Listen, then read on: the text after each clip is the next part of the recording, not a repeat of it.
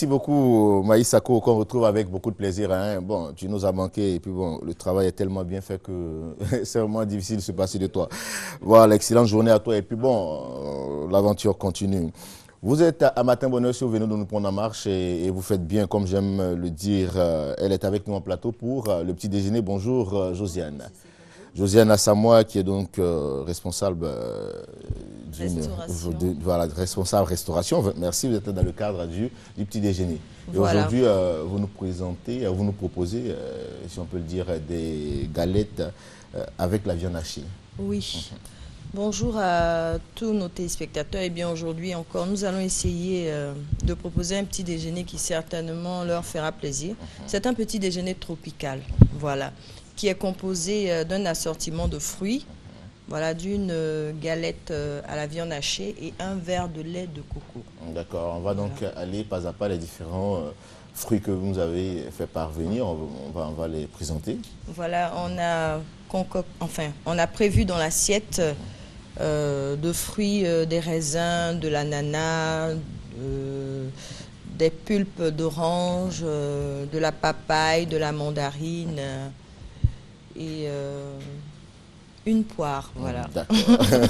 Alors, pour avoir donc ce produit fini, le procédé. Eh bien, non, les fruits, on les trouve sur place, les fruits, voilà. bien sûr, les galettes. Bon, les galettes, il vous faut avoir de la farine, des œufs, du beurre, de la levure boulangère et du lait et la farce de viande hachée. Voilà, c'est différent des nems, hein? Différent des nems. En fait, on a voulu donner cette forme-là pour qu'elle soit bien présentée. Sinon, vous pouvez la faire ronde selon votre goût. Voilà. D'accord, et la durée, ça prend combien de temps? Bon, après le mélange de tous ces éléments que je viens de citer, voilà, vous malaxez la pâte de sorte qu'elle soit bien flexible. Voilà, vous rajoutez ensuite la viande hachée, voilà, bien assaisonnée, et vous la passez à l'huile. C'est-à-dire l'étape du mélange à la cuisson, il vous faut 1 heure de temps. 1 heure. Hein? 1 heure de temps d'attente, voilà. D'accord. Et dans les fours, c'est dans les poêles ou des fours? Non, c'est à la poêle. À la poêle. Voilà, hein. c'est à la poêle. Et ça juste en 2-3 minutes, 5 minutes maximum, c'est-à-dire, oui, 10 minutes. 10 minutes. 10 minutes, c'est bon. Voilà. Le temps de chauffer l'huile et puis... Et là, c'est le lait qui l'accompagne, c'est le lait de coco. Lait de coco. Voilà, le lait de coco est très important pour la santé. Voilà, il fortifie les os, le lait de coco. Il nous donne la pêche. Il nous donne d'entamer une bonne journée. Il a plein de propriétés vraiment nutritives. Donc, nous pensons qu'il n'est pas mal de le consommer le matin. D'accord, voilà. nous on a dit à la pêche, mais on va prendre ça, on sera à 200 à l'heure ce matin. Oui, c'est une très bonne idée. Voilà. Alors, en tout cas, merci beaucoup à vous, Mademoiselle Assamoah Josiane. On va donc rappeler le menu de ce jour. Et puis voilà, c'est un petit déjeuner tropical, voilà, composé d'une galette à la viande hachée, d'un assortiment de fruits et d'un verre de lait de coco. Voilà. Merci. Merci et on à rappelle le restaurant Minerva est situé au plateau, voilà, à l'avenue de la Fosse. Et le téléphone, c'est le 20 22 29 56. Voilà, 20 22 29 56. Ou le 08 23 01 27. En tout cas, merci de nous accompagner. Merci à vous, merci pour l'opportunité. Nous, on va s'essayer à ce jus de coco et puis on va faire exploser ce studio ce jour. Le lait de coco, je vais le rappeler rapidement, c'est-à-dire il est obtenu à partir de coco qu'on a râpé. Voilà, vous râpez votre noix de coco et vous essayez d'en recueillir le lait. Tranquillement, voilà. Donc, quand on râpe, on extrait le lait vous après pression. Vous pressez la noix de coco râpée et vous allez voir que vous allez obtenir du lait de coco. D'accord, c'est intéressant. Bon, j'ai cette chance de déguster avant tout le monde, avant Crépin. Hein, voilà. Crépin, ne t'en fais pas, tu auras ta pêche aujourd'hui. Mais je commence d'abord. Merci, mademoiselle Josiane Assamoah. Et puis bon, on vous retrouvera la semaine prochaine, toujours avec la même joie. Et puis bon, un autre petit déjeuner. Voilà. Hein. Voilà, allez. Merci à vous. Bonne journée. On vous accompagner avec cet élément que nous propose notre réalisatrice Rokia Sissoko.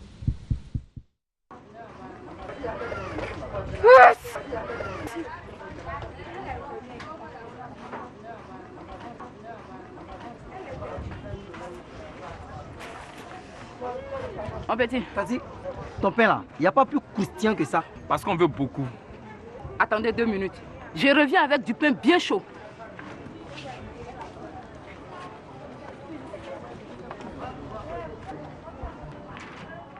Ils s'en vont. Mais voici le pain bien chaud.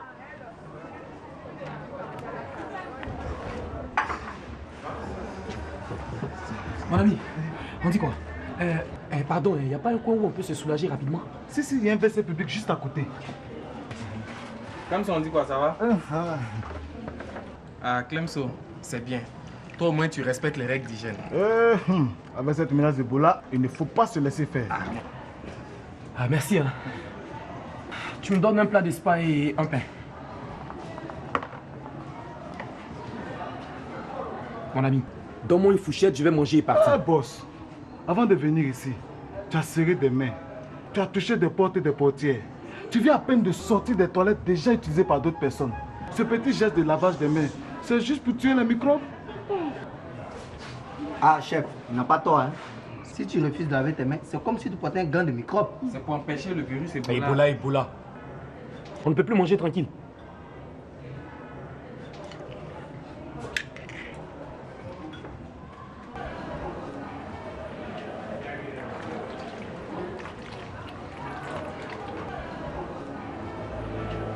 Population de Côte d'Ivoire. Le virus Ebola est une menace réelle qui frappe à nos portes. Le respect des règles d'hygiène reste l'un des meilleurs moyens préventifs.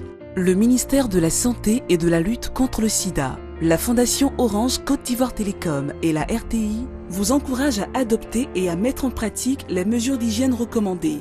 Évitez de serrer les mains ou de faire des accolades pour limiter la transmission des bactéries d'homme à homme. Lavez-vous régulièrement les mains avec de l'eau et du savon. Lavez bien les aliments avant de les cuisiner. Parlez des mesures préventives de l'Ebola à vos proches. En présence d'un cas suspect d'infection, ne touchez ni la personne infectée, ni ses vêtements, objets et sécrétions. Vomissures, salive, urine, sueur, sperme, sang, excréments. Répandre l'eau de javel sur toutes vomissures ou celles des personnes suspectées d'être infectées. Évitons de manipuler les morts. Appelez gratuitement le 143 en cas de préoccupation. Population de Côte d'Ivoire, ensemble, barrons la route au virus Ebola. Parce que vivre, c'est partager.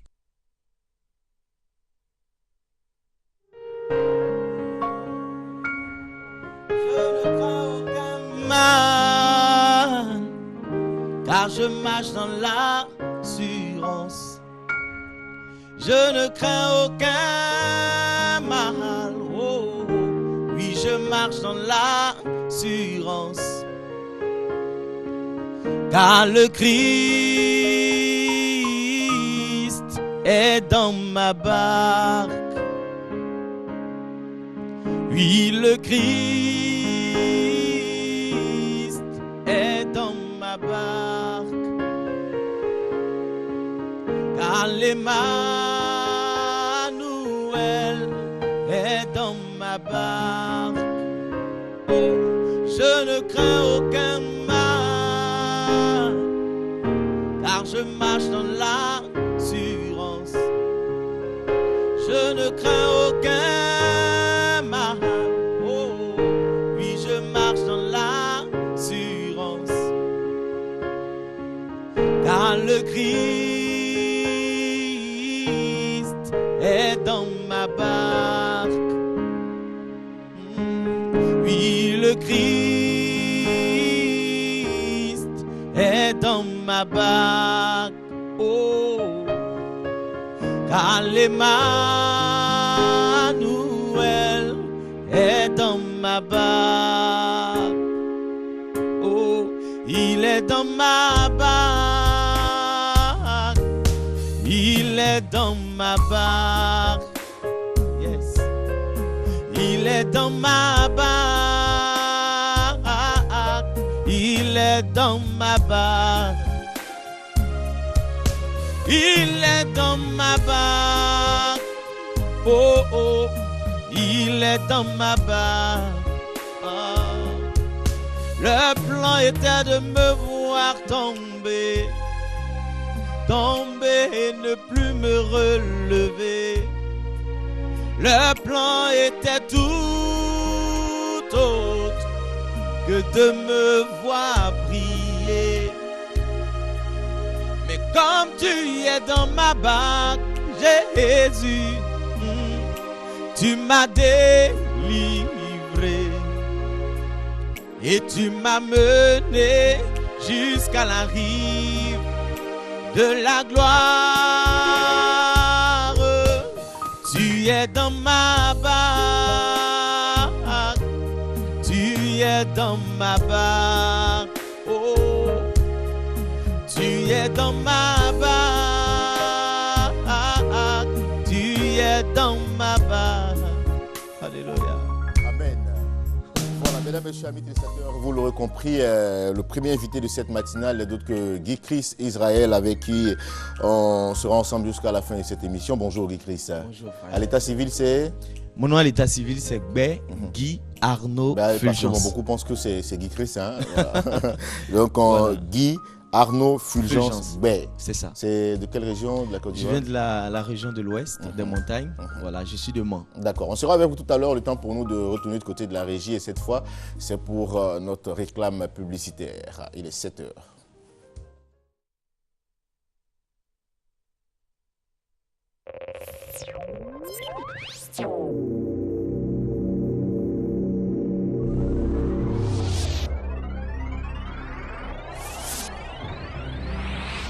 Sous la présidence de M. Jean-Claude Brou, ministre de l'Industrie et des Mines, le PASSIR ONUDI organise le séminaire de présentation des résultats du projet d'amorçage du Programme national de restructuration et de mise à niveau PNRMN. Cet important séminaire se tiendra le lundi 19 janvier 2015 de 8h à 13h45 au Golf Hotel d'Abidjan. Entreprises bénéficiaires du PNRMN, experts, consultants, organisations du secteur privé, partenaires techniques et financiers, vous êtes tous conviés à cet important séminaire. Contacts et renseignements 22 48 44 25. Bonjour 2015. Sous le haut patronage et la présence effective du président de l'Assemblée nationale, son Excellence, M. Soroki Bafori Guillaume, la RTI va à la rencontre de ses téléspectateurs de la Côte d'Ivoire profonde à travers sa prestigieuse émission Bonjour 2015. Les meilleurs humoristes du moment vous feront tordre de rire. Le jeudi 15 janvier 2015. À l'ancien stade à 20h. Entrée 2000 francs, VIP 3000 francs.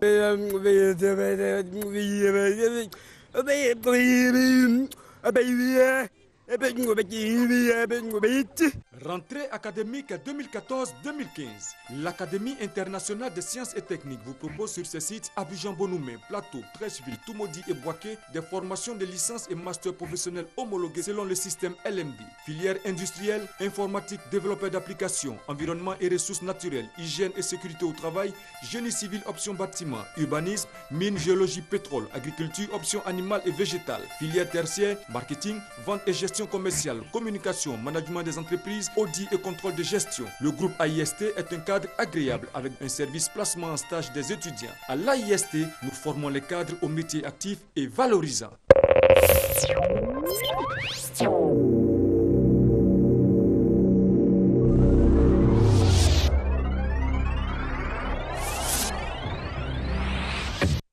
Il est déjà avec nous en plateau Guy Chris Israël qui nous a gratifié en tout cas de très belles notes, ces notes en tout cas qui nous ont transportés. Ces notes nous ont permis d'avoir encore de l'énergie, du tonus en tout cas pour continuer cette émission. Guy Chris, la rencontre avec le Seigneur, comment cela se fait? Bon, il faut dire que le Seigneur c'est une grâce, voilà, de rencontrer le Seigneur. Je connaissais, j'ai entendu parler du Seigneur depuis tout petit par le bien de mon père qui nous emmenait chaque fois à l'église. Et puis bon, petit à petit, je vais chercher moi-même à le connaître. Je vais chercher à le connaître déjà en classe de 3e dans un établissement public à Boaké. Là, je vais faire la rencontre même personnelle de Jésus-Christ de Nazareth.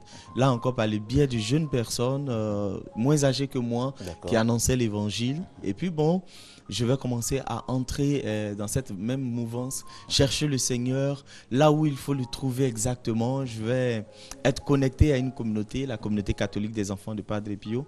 Et c'est de là que tout va commencer. Voilà, en 2000-2001, je vais marcher à la suite du Seigneur. Et 2001, c'est la consécration avec le début de votre carrière. Voilà, c'est ça. Voilà, mais la carrière commence exactement avec la révélation en 2006. Tout le monde avait l'opus Adoration de Guy Christ Israël. Et petit à petit, Guy Christ Israël va rentrer dans le cœur et puis dans le quotidien des gens. Voilà, les gens vont avoir Guy Christ Israël sur leur ordinateur portable, dans les voitures, avec l'adoration qui a bercé plus d'un. Et bon, aujourd'hui, on a fait notre petit bonhomme de chemin et on est là. On parlera en tout cas de cet album Adoration qui vous a véritablement révélé aux téléspectateurs et aux musulmans ivoiriens, africains et au-delà de nos frontières. Cet album doit partir l'inspiration. Mais bien avant, on va, comme je le disais, le premier invité en plateau pour cette matinale. Nous avons deux invités en cette journée. Le deuxième, il fait dans la mode. C'était un styliste de renom. Et puis bon, aujourd'hui, il a décidé véritablement de partager avec nous son expérience et permettre, pourquoi pas, susciter des envies chez certaines personnes qui aujourd'hui cherchent encore leur chemin et se demandent si ce métier nourrit son homme. Saint-Jo.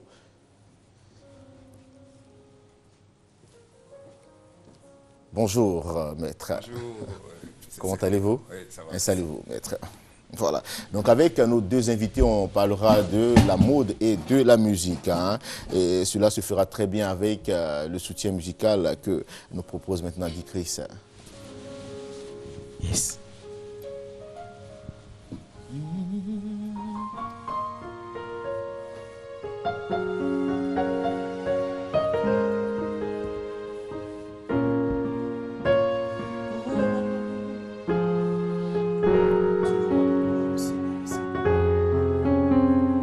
Ce que Dieu fait pour sa gloire. Oh, tout ce que Dieu fait pour sa gloire.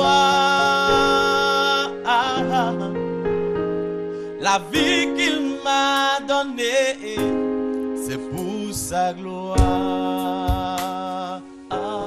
Oh, je ne me glorifierai quand Jésus,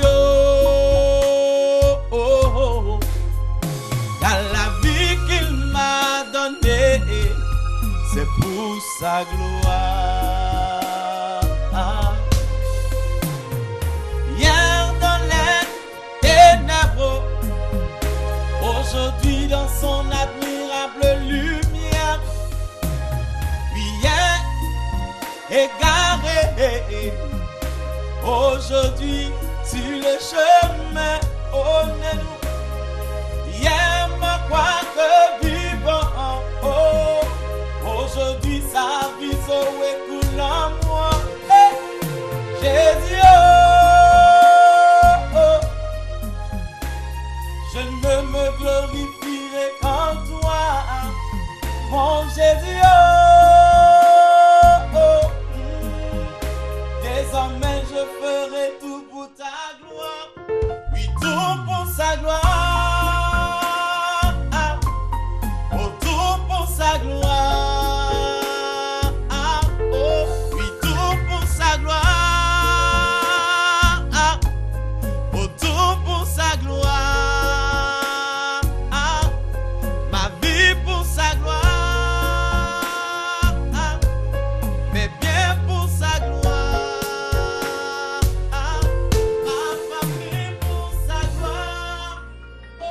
Jésus, car la vie qu'il m'a donnée, c'est pour sa gloire. Hier dans les ténèbres, aujourd'hui dans son admirable lumière, hier égaré. Voilà.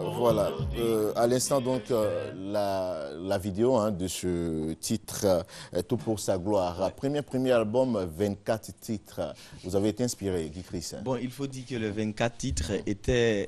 Il y avait assez de reprises dedans, voilà. Des reprises de cantiques qui étaient chantés en animation. Quand on dit animation, ce sont des cantiques qui sont un peu chauds. Que moi, j'ai voulu reprendre ça en, je veux dire, en slow, en fait, si on veut le dire comme ça. Voilà, donc ça a été des reprises, 24 titres, repris pour que les mélomanes puissent entrer dans la mouvance de l'adoration. 24 titres, Guy Chris aurait pu faire 2 albums avec les 24 titres. Oui, bien sûr, oui, mais bon, je pense que... Oui, parce que l'homme avait gros sur le cœur, il se disait, bon, il fallait que j'attaque ce marché avec une certaine force pour m'imposer. Oui, un peu ça, mais bon, à côté de ça aussi, il fallait donner, comme c'est de l'adoration, il fallait permettre aux mélomanes d'avoir un large espace pour louer le Seigneur. Donc, au moins 1 heure ou 1h30, voilà, tu mets ton CD pendant 1h30, tu adores le Seigneur convenablement, voilà. D'accord. Guy Chris Israël, vous n'êtes pas seul en plateau, nous sommes avec Saint-Jo. Bonjour, rebonjour Saint-Jo. Oui, bonjour. Alors, avec vous, on parlera de mode, évidemment, comme on le dit, je dis l'adage, le cordonnier, le fils du cordonnier est toujours mal chaussé, c'est ça, hein? Ça. Mais lui, c'est un cordonnier bien chaussé. Donc. Merci. Vraiment, très beau costume. Alors, Saint-Jo, qui est né donc en 1953 du côté du Burkina, commence la couture à l'âge de 12 ans. Comment vous êtes orienté et pourquoi si tôt, à 12 ans, vers la couture? Ah oui, merci. Il faut dire que...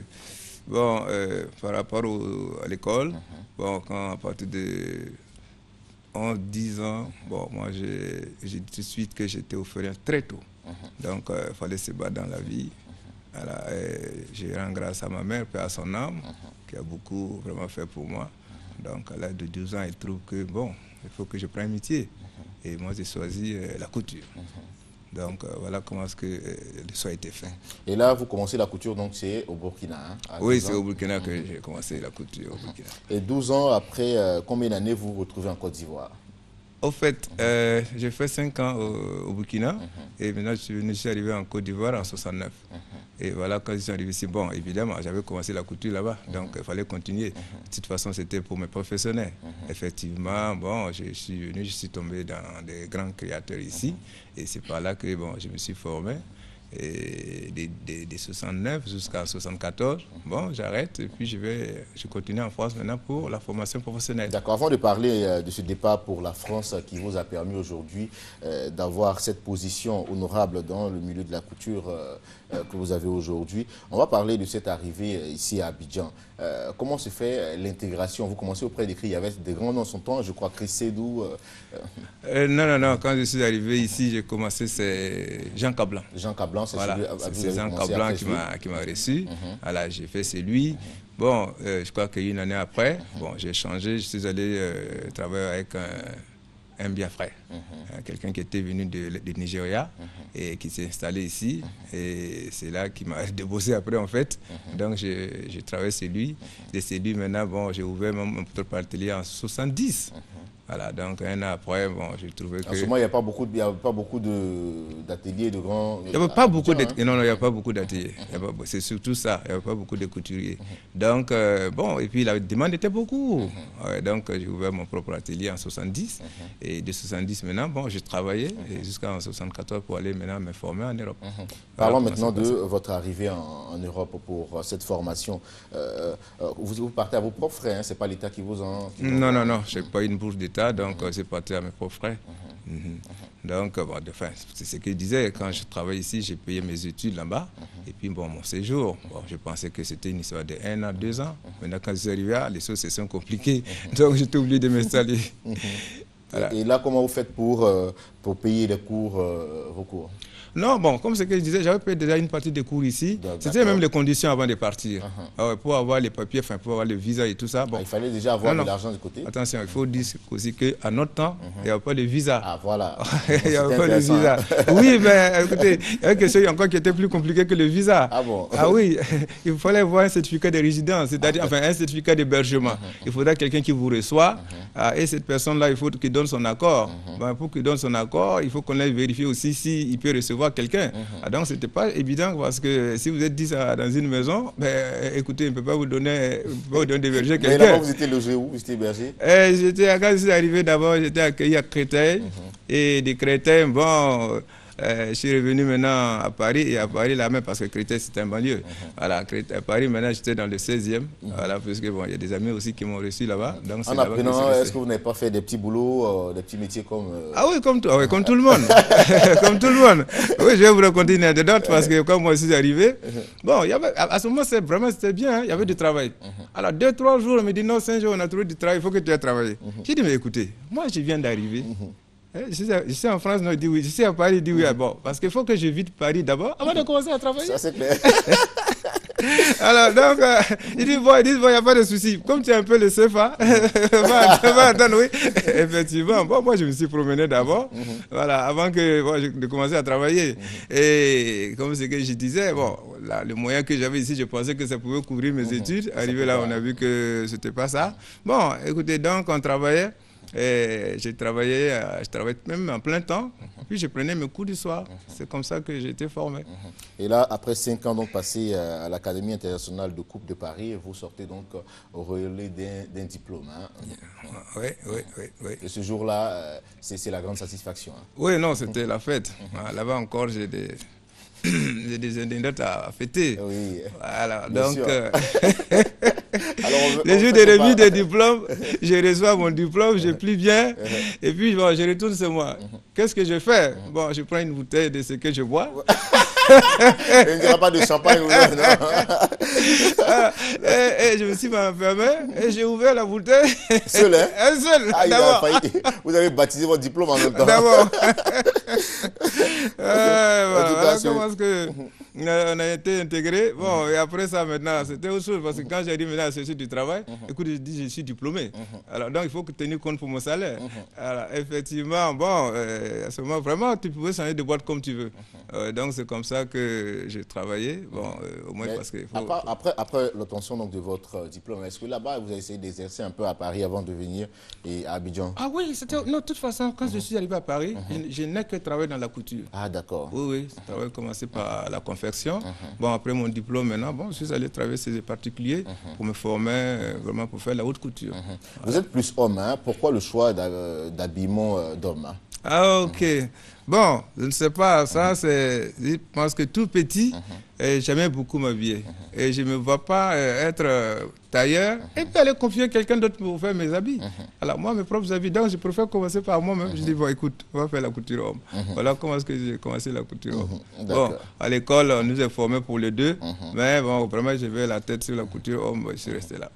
D'accord. Alors, ils sont avec nous en plateau, mesdames et chers amis téléspectateurs. Si vous venez nous prendre en marche, nous avons deux invités en ce jour, Guy Chris Israël et Saint-Jo. Saint-Jo avec qui on essayait de feuilleter un peu quelques pages à l'instant de son parcours, de sa carrière. Cette riche carrière qu'on prend plaisir à découvrir et à vous présenter, mesdames et chers amis téléspectateurs. Guy Chris Israël a un premier album, comme je le disais, avec 24 titres. L'inspiration véritable vous vient d'où?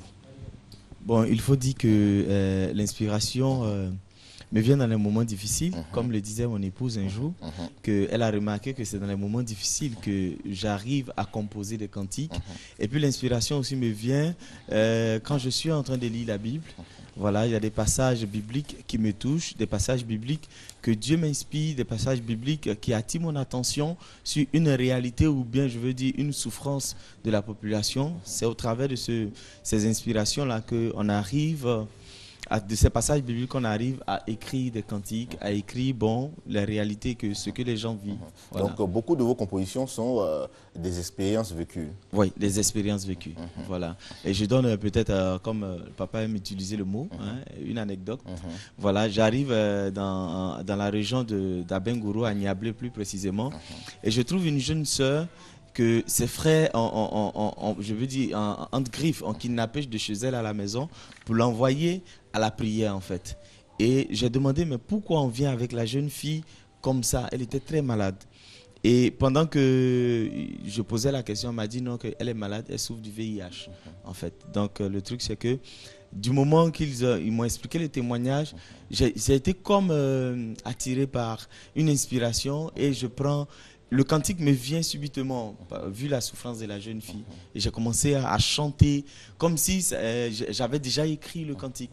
Voilà, donc pour dire qu'il y a des cantiques qui te viennent directement, ou Dieu t'inspire directement, ou bien il y a des cantiques qui te viennent petit à petit. Voilà. D'accord.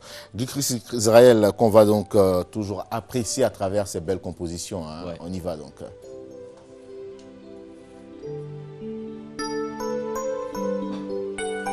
Que le nom de notre Seigneur soit béni.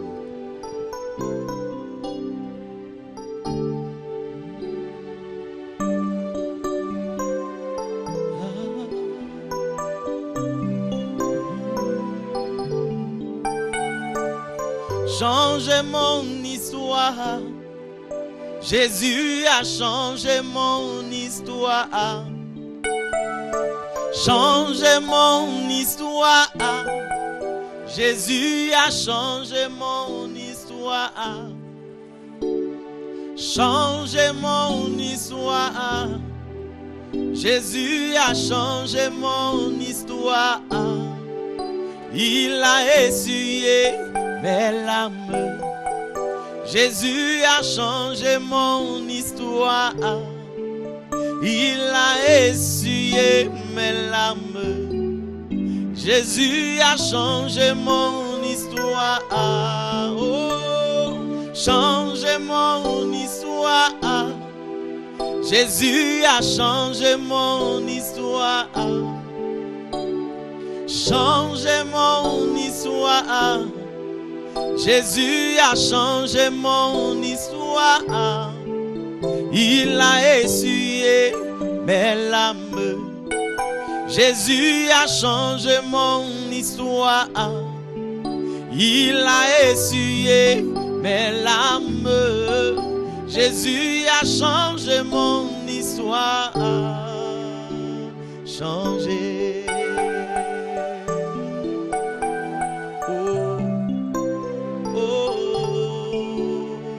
Salana Yahweh, Salana Yahweh, changez mon histoire, changez mon histoire. Il a essuyé mes larmes. Jésus a changé mon histoire. Il a essuyé mes larmes.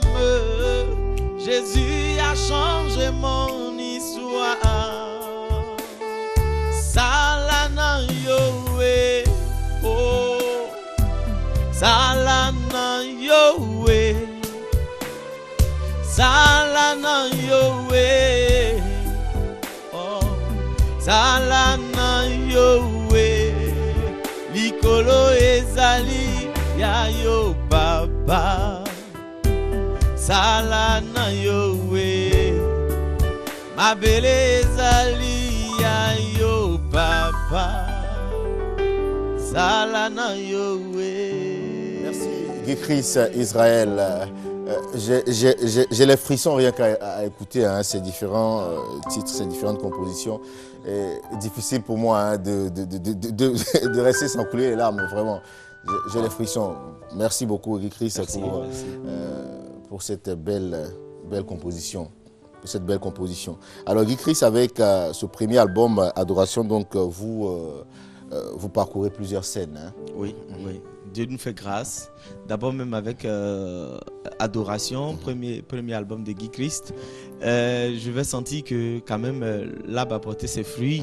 Donc le Burida va me décerner, je veux dire, le prix de la révélation de l'année 2008. Et puis bon, mes rêves se réalisent parce que moi qui suis un petit, je vais devenir grand. Et ce jour-là, je vais être quand même nominé dans la catégorie des meilleurs artistes chantres.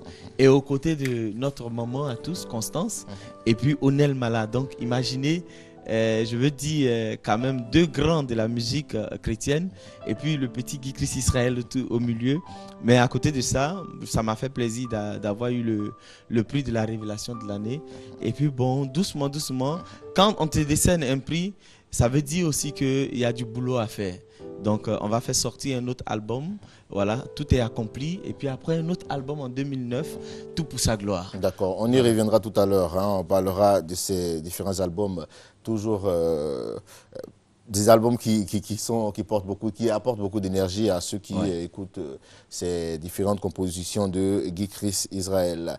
Saint-Jo est toujours avec nous en plateau. Alors Saint-Jo, après cette formation en France, le retour à Abidjan se fait en quelle année? 1980? Oui, je suis rentré définitivement en 1980, oui.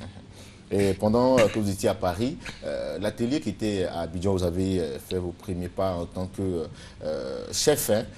Oui. En tant que chef, l'atelier est toujours resté. Hein? Oui, l'atelier était resté parce que bon, j'avais formé un jeune frère qui était là, voilà, qui est resté sur place. Donc quand j'ai fini ma formation, quand je suis revenu, bon, mais je n'ai pas cherché très loin. Hein. J'ai repris mon atelier. Bon, évidemment, avec les clientèles que peut-être il fallait renouveler. Voilà, donc on a commencé encore à aller petit à petit. Et puis bon, ça a repris.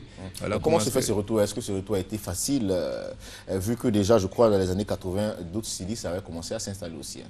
Oui, bon, j'avais commencé à s'installer parce qu'il faut dire que la chance que j'ai eue, c'est que quand je rentrais, même jusqu'à présent, bon, beaucoup de gens ne veulent pas aller se former en Europe pour revenir en tant que couturier.